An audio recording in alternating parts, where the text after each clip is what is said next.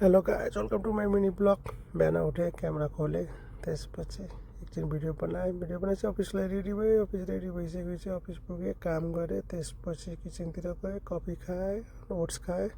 त्यसपछि दिउँसभरि काम गरेपछि जिमतिर 4 बजीतिर लागेँ। जिमतिर पुगेपछि मेरो जिमको सुरुवात ट्रेडमिलबाट भयो। इन्क्लाइन 10, स्पिड 3, 5 मिनट हानेँ। त्यसपछि वार्मअप गरिसकेपछि मेरो आजको रुटिन पुसअप हानेँ। Push up, wall sit, burpees, squat 16 केजीको डम्बल लिएर 20 थियो। त्यसपछि क्रन्च थियो 15। त्यसपछि साइक्लिङ पछि प्ल्याङ्क गर्दै 6 सेट हान्नुपर्ने थियो। Pushup 10, wall sit 30 second. त्यसपछि बर्पी 10 हानिसकेपछि स्क्वाट 20, 16 केजीको डम्बलले। त्यसपछि क्रन्च 15 हानिसकेपछि साइक्लिङ 60 हानिसकेपछि प्ल्याङ्क 1 मिनट गर्दै 6 सेट हान्नुपर्ने थियो। 6 सेट हानिसके भन्दाखेरि हालत खराब भइसकेको थियो। त्यही पनि शरीर बनाउनको लागि केही मेहनत गर्नुपर्ने हुन्छ, गर्नै पर्यो।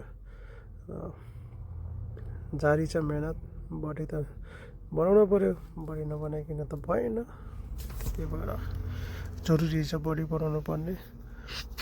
जिम गर्दाखेरि अर्कै पारामा भइन्छ।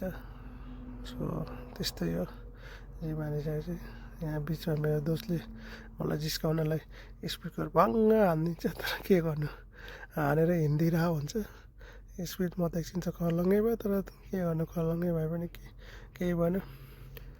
त्यसपछि साइक्लिङ पनि गाह्रो भयो। 6 सेट हान्दा हालत खराब भइसकेको थियो। हालत खराब भइहाल्छ।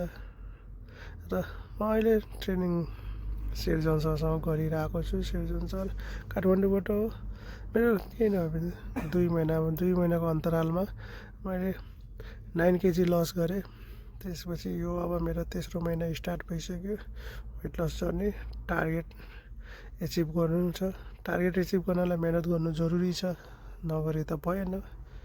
अब टार्गेट एचिभ गर्ने हो भन्दैमा मेहनत नगरिकन त टार्गेट एचिभ हुँदैन। सो टार्गेट एचिभ गर्नलाई मेहनत गर्दैछु। सकेसम्म आफ्नो कोसिस पुरै जारी छ। त्यसपछि म सेट हानिसकेपछि यसो थाकेको भिडियो हानिसकेपछि फेरि ट्रेडमिल हिँडिसकेपछि म जिम सिधेर रुमतिर लागेँ। रुम मेरो 4.5 किलोमिटर टाढा छ, हिँडेर जान्छु। Thank you for watching.